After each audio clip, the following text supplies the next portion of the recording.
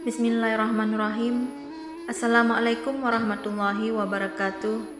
Alhamdulillahirabbil alamin. Allahumma salli ala Sayyidina Muhammad wa ala ali Sayyidina Muhammad. Syukur alhamdulillah kita masih diberikan kesehatan oleh Allah Subhanahu wa taala. Saya doakan semoga sahabatku semua selalu dalam lindungan Allah Subhanahu wa taala, dimudahkan rezekinya serta dipanjangkan umurnya. Amin ya rabbal alamin. Sahabat beriman yang dirahmati Allah, bagaimana cara mencuci beras untuk melembutkan hati yang mengkonsumsinya? Terutama anak-anak kita, suami kita, dan keluarga-keluarga kita.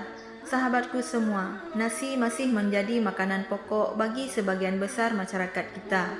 Di dalam nasi terdapat karbohidrat yang dapat mencukupi kebutuhan gizi tubuh agar selalu fit dalam beraktivitas. Mengkonsumsi nasi tentu dimulai dari bagaimana cara mencuci beras untuk melembutkan hati yang mengkonsumsinya. Karena dalam Islam, hati adalah bagian tubuh yang penting di mana hidayah bisa masuk ke dalamnya.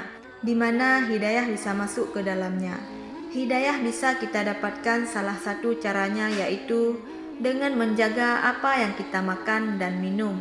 Jika makanan yang selalu kita konsumsi tidak dibarengi dengan bismillah, maka jangan heran jika keberkahannya hilang. Hilangnya keberkahan itu akan mengeraskan hati dan menyulitkan si pemilik hati untuk mendapatkan hidayah. Jadi sangat penting bagi kita setiap orang Islam untuk memperhatikan apa-apa yang kita konsumsi setiap hari. Tidak hanya untuk diri sendiri, tapi juga untuk seluruh keluarga kita. Dalam hal ini, peran ibu sebagai orang yang memasak di rumah sangat penting, terutama bagaimana mengolah makanan agar tidak hilang keberkahannya. Berikut adalah cara mencuci beras untuk melembutkan hati yang mengkonsumsinya, terutama para ibu-ibu. Niat apapun yang kita lakukan sehari-hari, hendaknya ikhlaskan dengan niat yang baik. Begitu saat mencuci beras, niatkan dalam hati supaya dilembutkan diri sendiri, pasangan dan juga anak-anak kita. Apa yang kita makan tidak hanya sekedar mengenyangkan perut, tapi juga menyehatkan hati dan pikiran kita. Jika pikiran kita dan hati sehat, maka ilmu kebaikan akan mudah masuk. Jadi luruskan niat ketika mencuci beras. Kemudian yang kedua yaitu gunakan tangan kanan untuk mencuci beras. Dalam mengerjakan kebaikan sebaiknya dahulukan tangan kanan, karena Rasulullah SAW lebih mengutamakan tangan kanan ketimbang tangan kiri. Hal ini bukan hanya berarti tangan kanan mengandung kejahatan. Tentu tidak demikian. Namun hendaknya kita mengikuti sunnah Nabi dengan menggunakan tangan kanan untuk mencuci beras. Kemudian yang selanjutnya yaitu aduk dengan arah berlawanan dengan arah jarum jam. Tawaf dilakukan sebanyak 7 kali dan berlawanan dengan arah jarum jam. Begitu hendaknya kita mencuci beras, gunakan tangan kanan dan aduk berlawanan dengan arah jarum jam. Seperti ketika tawaf, sambil mencuci beras, bacalah Ya Latif, Ya Latif, Ya Latif sebanyak 3 kali, yang artinya Maha Lembut. Jadi sesuai dengan niat kita, agar siapapun yang memakan nasi itu, semoga Allah melembutkan hatinya. Kemudian yang selanjutnya yaitu ulang basuhannya sebanyak 3 kali.